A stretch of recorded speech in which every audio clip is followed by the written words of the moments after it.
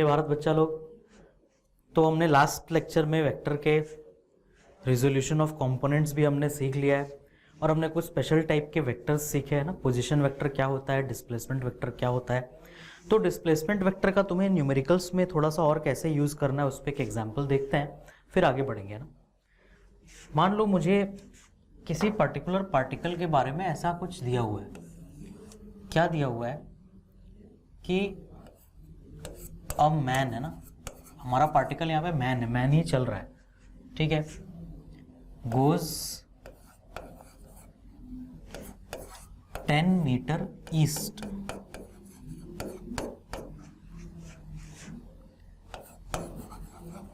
Then he goes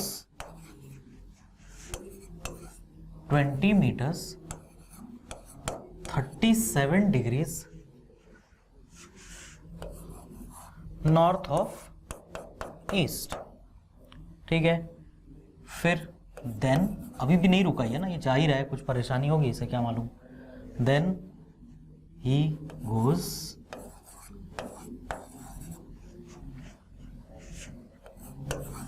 10 meters north,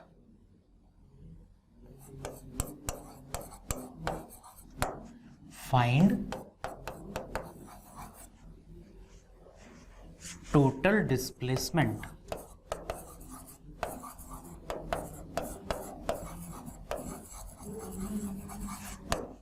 of man from initial position। मतलब जहां पर भी वो शुरू में था वहां से उसका कितना डिस्प्लेसमेंट हुआ है ये अपने को पता करना है, ठीक है। तो कैसे करेंगे इसको, हमने डिस्प्लेसमेंट वेक्टर क्या होता है हमने पढ़ा है ना। ध्यान से देखो क्या क्या बातें दी है। मैन पहले किधर गया लिखा है, पहले मैन ईस्ट गया, इसका मतलब से पहला जो डिस्प्लेसमेंट मैन का हुआ है वो जरूर ऐसा ईस्ट की तरफ है ना, राइट साइड। अभी तुम अपने माइंड में चला लो कि ईस्ट वेस्ट नॉर्थ साउथ, या फिर मैं इधर चलो ड्रॉ कर देता हूँ, ईस्ट वेस्ट नॉर्थ साउथ है ना, इस तरीके से। तो मैन सबसे पहले किधर गया, मैन गया ईस्ट, ठीक है। फिर वो किधर गया बोल रहा है, मैग्नीट्यूड लिखना जरूरी। फिर गया वो 20 metres 37 degree north of east, 37 degree north of east. हम सोचो मैन चलना कहाँ से चालू किया था, मैन यहाँ से चलना चालू किया था ना, ये उसका इनिशियल पोजीशन है, ठीक है। पॉइंट ए बोल लेते हैं इसको ना, इनिशियल पोजीशन। फिर यहाँ से ये 37 डिग्री नॉर्थ ऑफ ईस्ट गया, मतलब कैसा गया होगा तुम बताओ। 37 डिग्री नॉर्थ ऑफ ईस्ट का मतलब क्या है कि ये जरूर इस तरह का मूव किया होगा ना, इतना, ठीक है। ये सभी को आता है ऐसा ड्रॉ करना। इसका मतलब मैन जो गया होगा, अगर मुझे इस पॉइंट से बनाना है तो कुछ इस तरीके से बनाना है मुझे। और मीटर कितना, 20 मीटर है ना। अगर मैं ईस्ट से एंगल निकालूंगा है ना, अगर मैं यहाँ से एंगल लिखूंगा तो मैं वो 30 मीटर लिखूंगा। तो एक काम करते हुए एंगल भी लिखते हैं, इसका मैग्नीट्यूड 20 में इधर लिख लेता हूँ। और ये जो एंगल गया ये ईस्ट से, वो कितना गया, 37 डिग्री गया। फिर वो किधर गया, फिर वो 10 मीटर नॉर्थ गया, मतलब सीधा ऊपर गया होगा ना, जहाँ भी वो पहुँचा है वहाँ से फिर सीधा ऊपर। तो यहाँ से सीधा ऊपर, ठीक है। ऊपर मतलब भगवान के पास नहीं, इस बोर्ड के हिसाब से ऊपर है ना, ऐसे 20 और कितना मीटर गया वो, मीटर मीटर मीटर 10 मीटर है ना। अब वो चल चल के किधर पहुंच गया, इस जगह पे पहुंच गया। तो मुझे क्या बताना है, मुझे मैन का टोटल डिस्प्लेसमेंट बताना है, क्लियर। तो मुझे बताओ डिस्प्लेसमेंट की परिभाषा यही थी ना कि इनिशियल पॉइंट से फाइनल पॉइंट की तरफ एक वेक्टर बनाना है तुम्हें। पूछ इनिशियल पॉइंट पे, सर फाइनल पॉइंट पे। तो मुझे बताओ क्या ये diagram polygon law of vector addition को सेटिस्फाई कर रहा है। बिल्कुल कर रहा है। मैंने यहाँ से चला, इधर गया यहाँ पहुँचा, तो ये मेरा डिस्प्लेसमेंट वेक्टर हो गया ना, टोटल डिस्प्लेसमेंट। ध्यान रखना डिस्टेंस और डिस्प्लेसमेंट में फर्क है। डिस्टेंस पूछता तो आंसर क्या होता, 10 + 20 + 10 40 मीटर, बट डिस्प्लेसमेंट 40 नहीं है, ये अलग लेंथ है। समझ आया। डिस्प्लेसमेंट की हमने एक डेफिनेशन पढ़ा है। हमें हमेशा जब भी डिस्प्लेसमेंट पूछा जाएगा हम हर वक्त दो ही चीज़ों के बारे में सोचेंगे, एक इनिशियल से फाइनल पॉइंट के बीच का लेंथ, दूसरा अगर हमें पोजीशन पता है इनिशियल फाइनल का पोजीशन वेक्टर तो आर एफ माइनस आर आई है ना, तो फाइनल पोजीशन माइनस इनिशियल। बस हर बार डिस्प्लेसमेंट में दो ही चीज़ सोचना और कुछ सोचने की ज़रूरत नहीं है, ठीक है। उन्हीं दो में तुम्हें सॉल्यूशन मिलेगा, तुम उस दो के अलावा इनफैक्ट कुछ और सोचोगे तो तुम कभी आंसर तक नहीं पहुंच सकते। इसीलिए फिजिक्स में जो तुम्हें डेफिनेशन बताया जाता है, जो फॉर्मूले बताए जाते हैं, उनको तुम्हें बिल्कुल अपने अंदर बिठा लेना है और समझ लेना है कि इन्हीं से सारा क्वेश्चन सॉल्व होगा, चाहे वो बहुत ईजी क्वेश्चन हो चाहे वो डिफिकल्ट क्वेश्चन हो, है ना। ये सबसे स्पेशल बात होती है फिजिक्स की, जो कॉन्सेप्ट हमने सीख लिया एक बार वही हर लेवल के क्वेश्चन में अप्लाई होता है, ठीक है। तो ये तुम्हारा 10, 20 और 10 है ना। अब क्या करें, इसका मतलब मुझे ज़रूर ये जो एस वेक्टर है वो क्या होगा, इन तीनों वेक्टर्स का एडिशन। क्यों? क्योंकि ये polygon law of vector addition जैसे ही तो डायग्राम बन गया, मतलब मुझे इस वेक्टर को, इस वेक्टर को और इस वेक्टर को ऐड करना है ना। इस पॉइंट को मैं बी बोल देता हूँ, ए से बी मेरा क्या है, डिस्प्लेसमेंट। तो मुझे बताओ क्या हमें 3 वेक्टर ऐड करने आते हैं?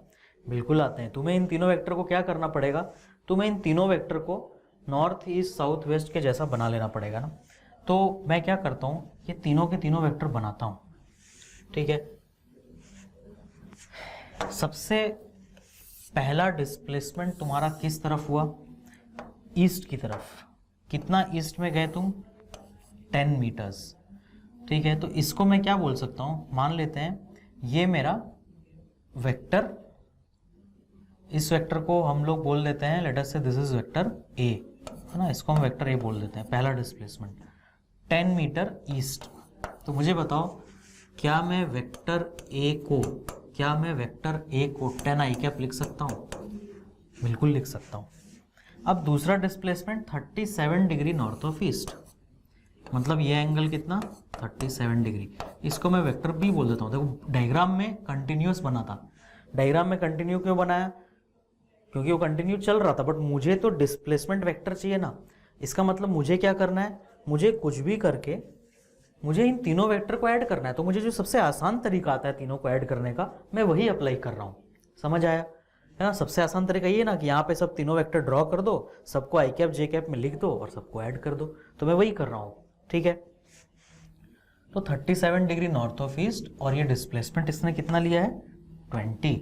तो अब मैं वेक्टर बी को क्या लिख सकता हूँ, वेक्टर बी जो होगा वो 20 cos 37 आई कैप, है ना। इधर कॉम्पोनेंट उसका कितना आएगा, 20 cos 37 degree I cap plus y component कितना आएगा, 20 sin 37 जे कैप, है ना। 20 sin 37 जे कैप। तो 20 cos 37 की वैल्यू हो जाएगी 16 और 20 sin 37 की वैल्यू हो जाएगी 12। तो वेक्टर बी मिल गया। वेक्टर सी में वो किधर गया, वो नॉर्थ चला गया। नॉर्थ मतलब ये मेरा वेक्टर सी है। थर्ड डिस्प्लेसमेंट कितना नॉर्थ गया था, वो 10 metre. That means vector C जो है मेरा, दैट इज 10 जे कैप। तो जो नेट डिस्प्लेसमेंट था मेरा, है ना, जो नेट डिस्प्लेसमेंट था मेरा एस वेक्टर, अगर मैं इसको वेक्टर ए बोल रहा हूँ, इसे वेक्टर बी बोल रहा हूँ और इसे वेक्टर सी बोल रहा हूँ, तो S vector A plus vector B plus vector C होगा ना। From which law, from polygon law of vector addition, है ना। ये equal to A plus B plus C हम कब लिख सकते हैं, from polygon law of vector addition. और मैं वही नीचे कर रहा हूँ, मैं तीनों को क्या कर रहा हूँ, मैं तीनों वेक्टर को ऐड कर दूंगा, ठीक है। तो S vector is equal to vector A plus B plus C. तो बोला एक्स कॉम्पोनेंट क्या हुआ, 10 plus 16 26 I cap. Y component क्या हुआ, 12 प्लस 10 22 जे कैप।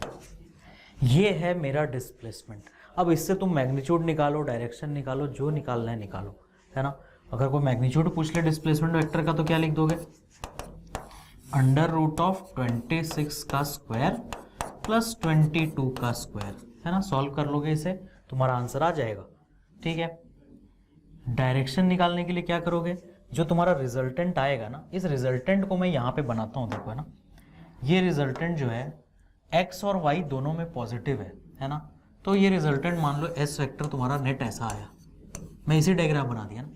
x भी पॉजिटिव कंपोनेंट है और y भी पॉजिटिव है, तो मैंने दोनों को यहाँ बना दिया। x कंपोनेंट इसका कितना है 26, मतलब दे ये जो है वो 26 है और y कॉम्पोनेंट इसका कितना है 22, तो ये जो लेंथ है वो 22 है, तो ये भी 22 होगा ना। तो क्या हम ये tan थीटा बता सकते हैं? बिल्कुल बता सकते हैं। कितना होगा tan थीटा? tan थीटा की वैल्यू हो जाएगी 22/26, मतलब 11/13। तो तुम डायरेक्शन बता दोगे इसका, थीटा इक्वल टू क्या, tan इनवर्स 11/13। बट किधर से? ये थीटा मैं क्या बोलूंगा बताओ? tan inverse 11/13 north of east, ये है मेरा आंसर। बोलिए नॉर्थ ऑफ ईस्ट ही हुआ ना, ईस्ट इस दिशा में था मेरा, नॉर्थ इधर था, तो ये थीटा एंगल ईस्ट से नॉर्थ की तरफ हुआ ना, मतलब नॉर्थ ऑफ ईस्ट। ये तुम्हारा टोटल आंसर हो गया, सॉरी ये तुम्हारा टोटल डायरेक्शन का आंसर हो गया। मैग्नीट्यूड भी ले लोगे तो ये है हमारा पूरा आंसर, ठीक है। उसे तुम स्क्वायर करके ऐड करके अगर फैक्टराइज हो रहा है तो थोड़ा कर सकते हो, नहीं हो रहा है तो वैसे ही रूट में छोड़ दो, है ना। तुमसे एग्जाम में ये एक्सपेक्ट नहीं किया जाता कि तुम रूट का डेसिमल प्लेस निकालो, नहीं करना वो तुम्हें ना, तुम्हें उसे थोड़ा फैक्टराइज करना आना चाहिए। मतलब फैक्टराइज करने का मतलब क्या कि तुम्हें √8 को 2√2 लिखना आना चाहिए, और ये मेरे ख्याल से सभी को आता होगा, स्टैंडर्ड 10th के लेवल पे ये तुम्हें आना ही चाहिए था, ठीक है, जब तुमने स्टैंडर्ड 10th में इसे पढ़ा होगा तो। अब आगे बढ़ते हैं। ये डिस्प्लेसमेंट की भावनाओं सबको समझ में आ गया होगा, आई होप कि डिस्प्लेसमेंट क्या चीज़ है ना, कैसे डिस्प्ले, अगर एक पर्सन है वो 3-4 अलग अलग छोटे छोटे डिस्प्लेसमेंट ले रहा है तो सबको अलग अलग वेक्टर के फॉर्म में लिख लो आई कैप जे कैप में, और फिर सबको ऐड कर दो तो तुम्हें अपना नेट डिस्प्लेसमेंट मिल जाएगा। क्लियर? चलो और न्यूमेरिकल प्रैक्टिस है ना, फेवरेट लेक्चर आज का मेरा न्यूमेरिकल प्रैक्टिस लेक्चर। ये तुमसे ए कैप पूछ रहा है, वेक्टर ए दे दिया, ए कैप क्या था, unit vector in direction of vector A. तो इसका हमने एक फॉर्मूला पढ़ा था, unit vector in direction of vector है ना। यूनिट वेक्टर जब भी फॉर्मूला यूज करूं, तुम्हें जैसे ही मैं फॉर्मूला बोल रहा हूं, तुम्हें अपने माइंड में जो मैंने क्लास में तुम्हें फॉर्मूला लिखाया था और जो साइड में तुमने नोट्स बनाए थे ना, जब ये फॉर्मूला हम पढ़ रहे थे, कौन सा फॉर्मूला, मैं इस फॉर्मूले की बात कर रहा हूँ। यूनिट वेक्टर का हमने एक फॉर्मूला पढ़ा था ना, vector A divided by magnitude of vector A, है ना। तो इसमें हर टर्म का क्या मीनिंग था, देखो मैंने अभी फिर कितनी बार रिपीट कर दी ये बात कि इसको क्या बोलते हैं, यह unit vector in direction of vector है ना। एक ऐसा वेक्टर जिसका मैग्नीट्यूड 1 है बट दिशा वेक्टर ए से सेम है। क्लियर? तो जो भी ये वेक्टर है इसी से इसका डायरेक्शन सेम होगा, बट क्योंकि तुम उसको उसी के मैग्नीट्यूड से डिवाइड कर रहे हो इसलिए इसका मैग्नीट्यूड 1 हो जाएगा, है ना। ये सब माइंड में तुम्हारे होना चाहिए, तो तुम्हें हर क्वेश्चन ईजी लगेगा, वो किसी भी लेवल का हो।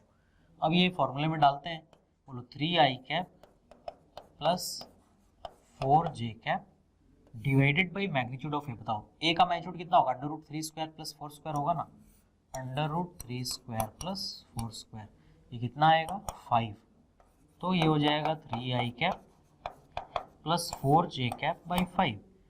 अब ये 3i कैप भी 5 से डिवाइड होगा, मतलब 3/5i cap plus 4/5j cap, ये आंसर है हमारा। समझ आई बात? ये एग्जांपल मैंने तुम्हें इसलिए कराया ताकि अभी तक हमने ना नीचे जब नंबर डिवाइड होता है, वेक्टर को हम किसी नंबर से डिवाइड करते हैं तो ऐसे उसको हम दो फ्रैक्शन में जैसे सिंपली हम मैथ्स में जोड़ते हैं वैसे तुम कर सकते हो ना। 5 इससे भी ये 3 भी 5 से डिवाइड होगा, ये 4 भी 5 से डिवाइड होगा, तो 3/5 i cap plus 4/5j cap, ये है तरीका किसी भी वेक्टर को एक स्केलर से डिवाइड करने का, है ना। वो सारे के सारे जो नंबर्स हैं, x कॉम्पोनेंट भी उस 5 से डिवाइड हो जाएगा, y भी डिवाइड होगा, अगर z कॉम्पोनेंट भी होता तो वो भी बाई 5 करके लिखते हैं हम, ठीक है। एक और बात, ये तुम्हारा बताओ ये कैसा वेक्टर होगा, जो आंसर आया क्वेश्चन में, क्या निकालना था तुम्हें, यूनिट वेक्टर निकालना था ना। तो एक काम करो, इसका मैग्नीट्यूड निकालो और देखो 1 आ रहा है कि नहीं आ रहा, तुम देखना 1 आएगा, निकाल के देखना खुद से, है ना। इस वेक्टर का मैग्नीट्यूड निकालना। क्लियर? √3/5 का स्क्वायर प्लस 4/5 का स्क्वायर, और आता है कि नहीं 1 देखो। Next question, one of the rectangular components of a vector is 60 km/h। Rectangular component मतलब x कंपोनेंट और y कंपोनेंट जो हम वेक्टर के निकालते हैं, याद करो उनको मैंने तुमको बताया था क्या नाम बोला जाता है बुक्स में स्टाइल से, रेक्टेंगुलर कंपोनेंट। वो कह रहा है कि दोनों में से कोई एक कंपोनेंट, या तो x वाला या तो y वाला, 30 किलोमीटर पर आवर है ना। ध्यान से पढ़ो क्वेश्चन को। One of the rectangular components of a velocity of 60 kilometre per hour, मतलब 60 kilometre per hour total vector है, उसका एक कंपोनेंट 30 है ना। One of the rectangular components of a velocity of 60 kilometre per hour is 30 kilometre per hour, मतलब 60 का एक component क्या है 30। अब कौन सा है वो नहीं बता रहा, वो शायद उसकी जरूरत भी नहीं पड़ेगी क्वेश्चन में, है ना। नेट वेलोसिटी वेक्टर ये है मेरा, है ना, कितना 60 किलोमीटर पर आवर। वो क्या कह रहा है, इसका एक कंपोनेंट 30 है, तो मान लेते हैं x कंपोनेंट 30 है, तो वो तुमसे दूसरा कंपोनेंट कितना होगा वो पूछ रहा है। मुझे बताओ कैसे सॉल्व करेंगे इस क्वेश्चन को। सिंपल, क्या मुझे नेट वेक्टर का मैग्नीट्यूड पता है? बिल्कुल पता है। मान लेते हैं इस वेक्टर का मैग्नीट्यूड y है, तो मुझे बताओ क्या इस वेक्टर को फिर मैं वेलोसिटी वेक्टर को क्या मैं ऐसे लिख सकता हूँ 30i कैप प्लस वाई जे कैप, और फिर क्या लिखूंगा मैं, इस वेलोसिटी वेक्टर का जो मैग्नीट्यूड होगा फिर क्या हो जाएगा 30 का स्क्वायर प्लस वाई का स्क्वायर। लेकिन वेलोसिटी वेक्टर का मैग्नीट्यूड तो क्वेश्चन में दिया है ना, वेलोसिटी का कितना मैग्नीट्यूड दिया है 60, तो 60 इक्वल टू अंडर रूट 30 का स्क्वायर प्लस वाई का स्क्वायर। क्या इस इक्वेशन को सॉल्व करके तुम y की वैल्यू निकाल सकते हो? बस आ जाएगा आंसर। तो अगर वेक्टर का टोटल मैग्नीट्यूड पता है, एक कंपोनेंट पता है, तो दूसरा कंपोनेंट हम निकाल सकते हैं ऐसे, है ना। तो दोनों साइड में अगर स्क्वायर कर दूं तो 60 का स्क्वायर कितना हो जाएगा 3600 equal to 900 plus Y square, तो वाई स्क्वायर की वैल्यू होगी 2700, तो y की वैल्यू होगी अंडर रूट 2700, मतलब 10 रूट 27। ये तुम्हारा आंसर हो जाएगा। क्लियर सभी को? ये 10 रूट 27 है ना, मैंने थोड़ा सा उसे फैक्टराइज कर दिया। तो सिंपल सा क्वेश्चन, बट जस्ट एक छोटे से बेसिक कॉन्सेप्ट का यूज है ना। The rectangular components of a vector are 2, 2। नहीं, नेक्स्ट क्वेश्चन में आ गए हम लोग। ये सारे हमारे क्वेश्चन है, सॉरी, ये जो तुमने किया इस पेज में, ये भी एक क्वेश्चन किया हमने, है ना। उसके बाद ये जो किया हमने, ये फिर नेक्स्ट क्वेश्चन किया ना। 3 क्वेश्चन हमने कंप्लीट कर लिए आज के। ये क्वेश्चन करते हैं हम। If 0.5 i cap plus 0.8 j cap plus c k cap, c एक नंबर है जो अभी हमें नहीं पता है, इज ए यूनिट वेक्टर। ये पूरा का पूरा जो वेक्टर है यूनिट वेक्टर है। तुम्हें c की वैल्यू पता करनी है कि वो कितना होना चाहिए। जैसे x कंपोनेंट 0.5 है, y कंपोनेंट 0.8 है, z कंपोनेंट कितना होगा। तो क्या क्वेश्चन में इंफॉर्मेशन दिया है जिससे z कंपोनेंट निकल जाए? दिया है। उसने ये बहुत बड़ी बात बोल दी, अगर ये यूनिट वेक्टर है ना, दैट मीन्स, है ना, ये जो मेरा वेक्टर a है, अगर ये यूनिट वेक्टर ना, इसको वेक्टर a बोल रहा हूँ, इसका मतलब इसका मैग्नीट्यूड कितना होगा बेटा? इसका मैग्नीट्यूड होगा 1। तो यूनिट वेक्टर का मैग्नीट्यूड 1 होता है, तो मैग्नीट्यूड का फॉर्मूला क्या होगा? लेकिन 0.5 का स्क्वायर प्लस 0.8 का स्क्वायर प्लस c का स्क्वायर का अंडर रूट, यही होगा ना मैग्नीट्यूड a। ऐसा vector a i cap plus b j cap plus c k cap का magnitude under root a square plus b square plus c square ही तो होता है। और क्वेश्चन उसने बोल दिया यूनिट वेक्टर है, तो तुमने मैग्नीट्यूड की जगह 1 डाल दिया। सॉल्व कर लो। 1 is equal to 0.25 plus 0.64 plus c square, है ना, हमने इस तरह रूट हटा दिया, तो c स्क्वायर की वैल्यू क्या आ गई 0.11, है ना। 0.25 0.64, तो ये हो गया 0.89, तो तुमने 1 से माइनस किया तो 0.11, तो c की वैल्यू आ गई अंडर रूट ऑफ 0.11। बस ये तुम्हारा आंसर है, अंडर रूट 0.11, और आगे कुछ करने की जरूरत नहीं। दिस इज माई आंसर, है ना। आओ next question. Rectangular components of a vector are 2, 2। ये भी एक क्वेश्चन है। मतलब एक वेक्टर है जिसका रेक्टेंगुलर कंपोनेंट है 2, 2। अच्छा, the corresponding rectangular component of another vector are 1, √3 angle between two vectors. Okay, मतलब मुझे इन दोनों वेक्टर के बीच का एंगल फाइंड करना है। ओके, देखते हैं। मान लेते हैं जिसका रेक्टेंगुलर कंपोनेंट 2, 2 है वो वेक्टर ए है, तो वेक्टर ए को मैं कैसे लिख सकता हूँ 2i cap plus 2j cap, और जिसका रेक्टेंगुलर कंपोनेंट 1, √3 है उसको मैं वेक्टर बी बोल रहा हूँ, तो ये 1i cap plus √3j cap हो जाएगा ना, वेक्टर बी। अब मुझे क्या चाहिए, मुझे इन दोनों के बीच का एंगल चाहिए। क्या करें, और इन दोनों वेक्टर को ड्रॉ करके देखते हैं, क्या डायग्राम से एंगल पता चल जाएगा क्या। मुझे बताओ 2i cap plus 2j cap है ना, वो जो वेक्टर बनेगा है ना 2i cap plus 2j cap, क्या वो पूरा एग्जैक्टली बीच में बनेगा 45 डिग्री पे। सर ये आपने तुरंत ऐसा कैसे बना दिया, तुम देखो x कंपोनेंट और y कंपोनेंट सेम है ना, दोनों पॉजिटिव है तो फर्स्ट क्वाड्रेंट, और दोनों सेम है तो tan theta equal to y component by x component में करूंगा तो tan थीटा की वैल्यू 1 आएगी ना। ये मैं वेक्टर ए की बात कर रहा हूँ, वेक्टर ए, ये वेक्टर ए ड्रॉ किया है मैंने, तो tan थीटा की वैल्यू 1 कब होती है, जब थीटा की वैल्यू क्या होती है 45, तो मैंने 45 ड्रॉ कर दिया डायरेक्ट, कुछ नहीं करना।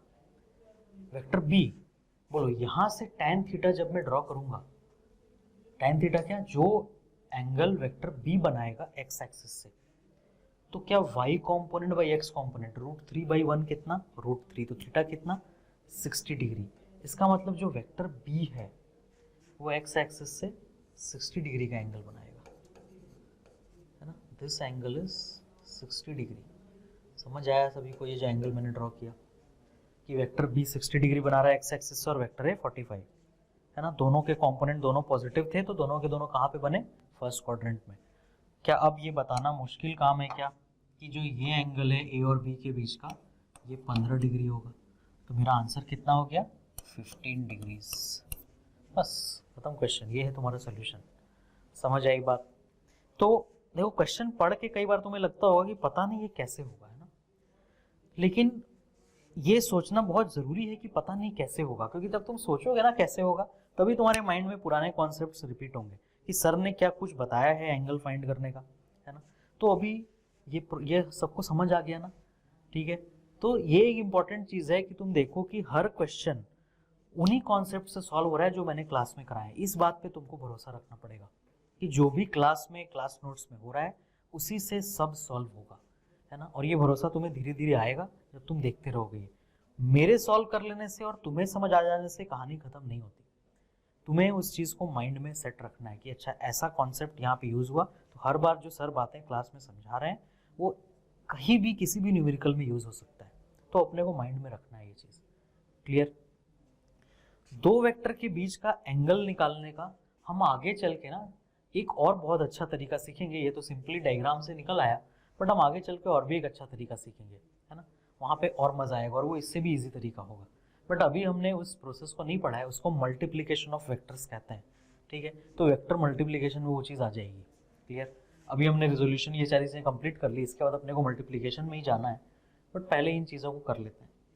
चलो आज के लेक्चर का लास्ट न्यूमेरिकल प्रैक्टिस, वो क्या बोल रहा है, vector A plus vector B plus vector C 0। बहुत लंबा क्वेश्चन लिखा है, देख के थोड़ा डर सा लग रहा है, तो स्टेप वाइज चलेंगे।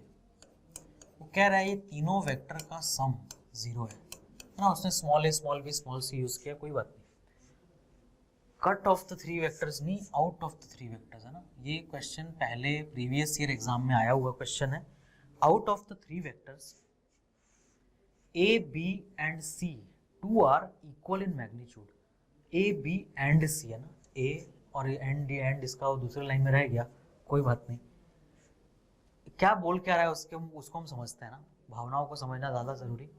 Out of the 3 vectors 2 are equal in magnitude, मतलब 2 का मैग्नीट्यूड सेम है। तो मान लेते हैं वेक्टर ए का मैग्नीट्यूड ए है, बी का मैग्नीट्यूड बी है, और अगर सी का मैग्नीट्यूड सी है, तो कह रहे हैं 2 का मैग्नीट्यूड सेम है। तो मैंने मान लिया ए और बी का मैग्नीट्यूड सेम है, मैंने मान लिया ए और बी का मैग्नीट्यूड सेम है ना। वेक्टर ए का मैग्नीट्यूड ए है, बी का मैग्नीट्यूड बी है, तो 2 का मैग्नीट्यूड वो सेम बता रहा है। अब अगली लाइन में आते हैं। The magnitude of third vector is √2 times that of either of the 2 having equal magnitude. बहुत भयंकर इंग्लिश, पता नहीं क्या बोल रहा, ध्यान से सुनो, magnitude of third vector is √2 times, मतलब जो तीसरा वेक्टर का मैग्नीट्यूड है ये √2 टाइम्स है ना। तीसरा वेक्टर कौन सा है हमारा, वेक्टर सी है ना, इसका मैग्नीट्यूड जो है वेक्टर सी का मैग्नीट्यूड सी, ये √2 टाइम्स है either of the two having equal magnitude, मतलब दोनों में से किसी के भी इक्वल। बट अगर मैं इसको √2 इंटू ए भी लिख सकता हूँ, √2 इंटू बी भी लिख सकता हूँ, क्योंकि टू हैविंग इक्वल मैग्नीट्यूड का मतलब क्या, उन दोनों जिनका इक्वल मैग्नीट्यूड है उसके √2 टाइम्स, मतलब मैं ए भी लिख सकता हूँ बी भी, तो ए लिखूं या बी लिखूं बात बराबर ही है ना, तो मैं चलो यहाँ ए लिख देता हूँ, है ना। वो वही कह रहा है वहां पे कि आइदर ऑफ द टू, मतलब दोनों में से कोई से के भी √2 टाइम्स है वो, ठीक है। दोनों में आइदर का मतलब दोनों में से कोई भी, क्लियर।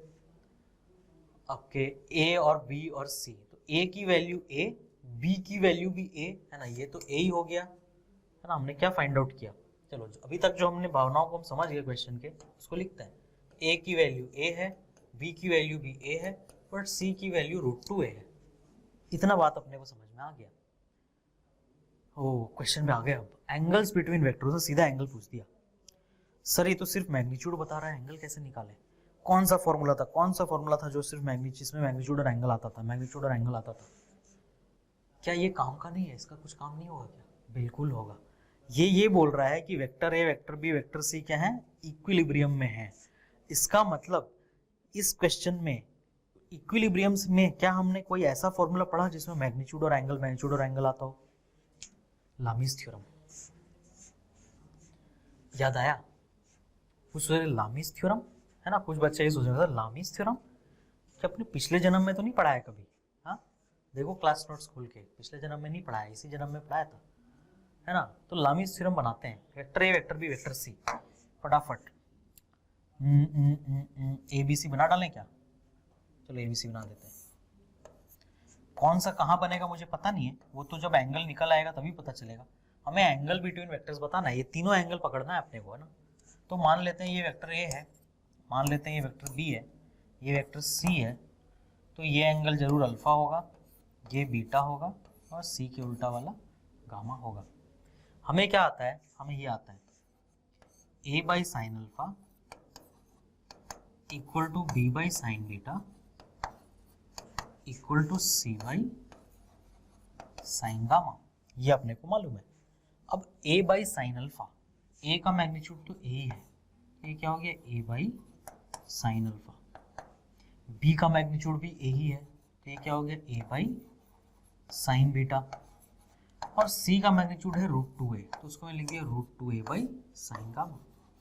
अब तीनों को एक साथ यूज नहीं करना है, ये बात तुम्हें याद होगा, तो हम क्या करेंगे, हम इसमें से दो को उठाएंगे ना।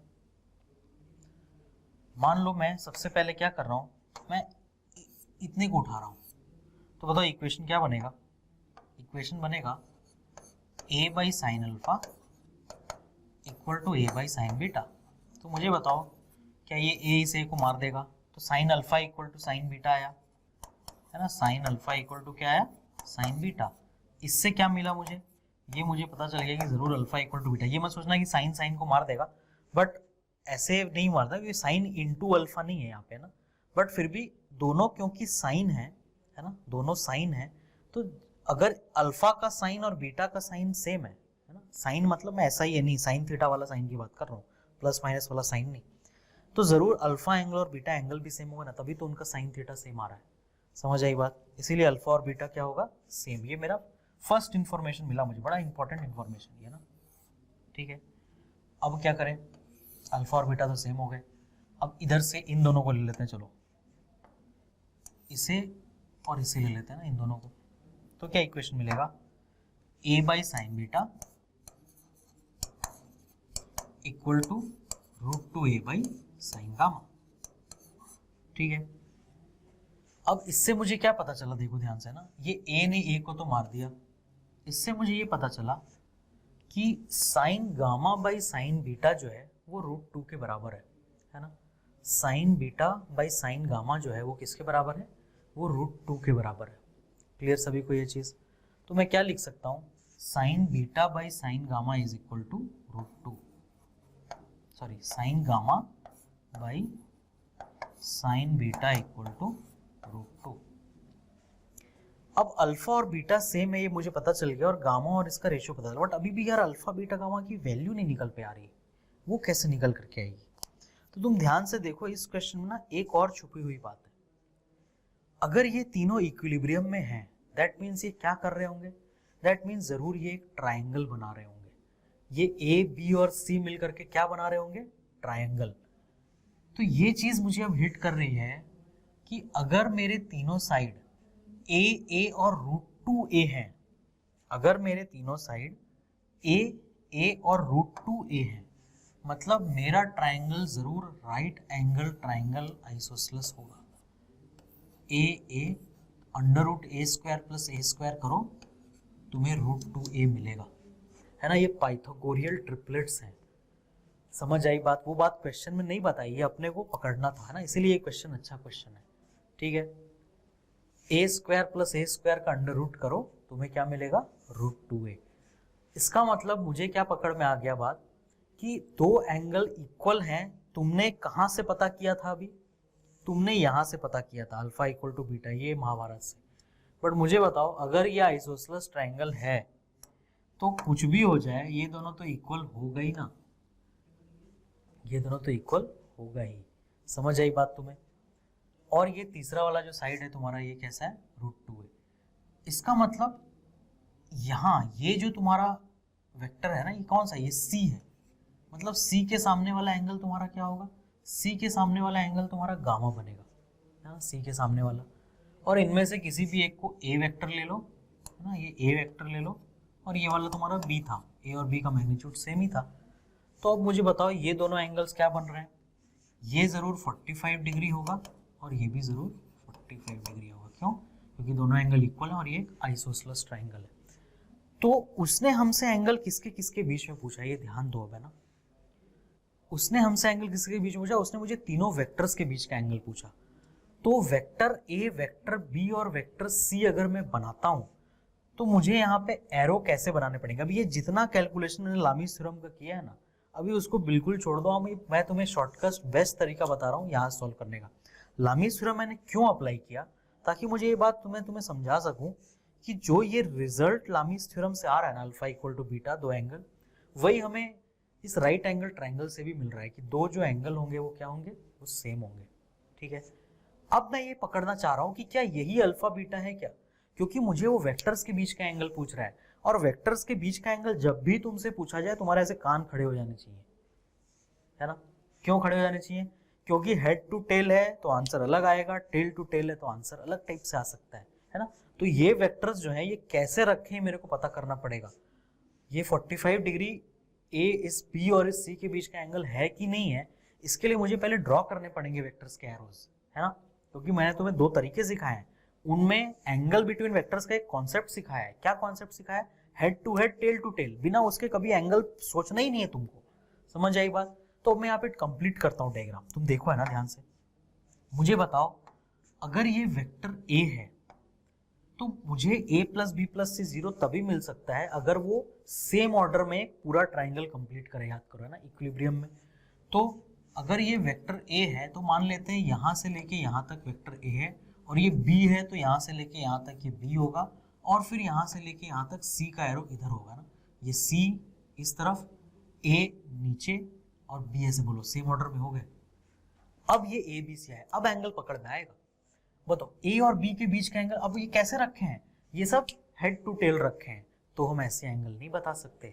कैसे बताना पड़ेगा? देखो, ए और बी के बीच का एंगल, बोलो इसको एक्सटेंड करेंगे ना, कितना एंगल आया यहाँ पे? 90 डिग्री।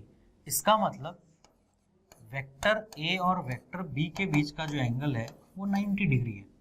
ओके, बी और सी, तो इसको एक्सटेंड करेंगे ना इधर, है ना? ये बी है, ये सी है, तो बी सी, तो एक्सटेंड किया, तो बोलो ये एंगल होगा ना, और वो कितना होगा? ये 135 डिग्री होगा ना, क्योंकि दोनों का सम 180 है। मतलब वेक्टर बी और वेक्टर सी के बीच का एंगल कितना होगा? 135 डिग्री। अब वेक्टर सी और वेक्टर ए, तो इसको एक्सटेंड करेंगे ना, जिसका हेड है, तो बताओ एंगल क्या होगा? एंगल ये होगा, ये 45, तो ये कितना? 135 डिग्री। तो वेक्टर सी और वेक्टर ए के बीच का एंगल कितना हो जाएगा? 135 डिग्री। ये है हमारा आंसर, 90, 135 एंड 135। इसके बदले अगर तुमने गलती से 90 45 45 लिख दिया होता ना, तो +4 जो करेक्ट आंसर के मिलते हैं उसके बदले तुम्हें -1 मिलता, क्योंकि देखो ऑप्शन में वो चारों है ना। क्या है ऑप्शन में? तुम देखो 45 45 90 है ना ऑप्शन में, 45 45 90। तुमने अगर गलती से ऑप्शन सी टिक मार दिया उस राइट एंगल ट्रायंगल को देख के, तो सब गड़बड़ हो जाएगा। 4 के बदले -1 मिलेगा, मतलब 5 मार्क्स गए तुम्हारे। 4 के बदले -1, 5 मार्क्स, रैंक नीचे। छोटा छोटा कॉन्सेप्ट, एंगल पूछा तो सर ने एंगल निकालने का क्या कॉन्सेप्ट सिखाया था क्लास में, हर बार वही सोचना। तुम्हारा क्लास नोट से सबसे इंपॉर्टेंट है, ठीक है। तो हमारा आंसर क्या होगा? हमारा आंसर होगा ऑप्शन ए हमारा आंसर है। 90, 135 और 135। तो तुम्हारा पूरे इस क्वेश्चन का सॉल्यूशन इतनी दूर में है बस, ठीक है। लामीज वाला पार्ट तुम थोड़ा alpha equal to beta proof करने के लिए नोट कर सकते हो, बट इस यहाँ से तो हमें सॉल्यूशन नहीं मिला। तो कई बार जब तुम खुद क्वेश्चन सॉल्व करते हो ना, तो भी तुम्हारे साथ ये हो सकता है, इसलिए मैंने तुम्हें ये करके दिखाया कि तुम लामीज थ्योरम से गए बट तुम फंस गए, है ना। तो कोई दूसरा तरीका है क्या? हाँ, ए और √2a जरूर राइट एंगल ट्रायंगल के 3 साइड होंगे, और हमें पता है इक्विलिब्रियम में हम उसको ट्रायंगल से सॉल्व कर सकते हैं। क्लियर सभी को ये चीज़? तो ये एक शानदार क्वेश्चन था जो हमने आज सॉल्व किया, ये उसका सॉल्यूशन है तुम्हारे सामने, ये। क्लियर सभी को ये चीज़? तो अब हम लोग नेक्स्ट लेक्चर में मिलेंगे फिर। जय भारत।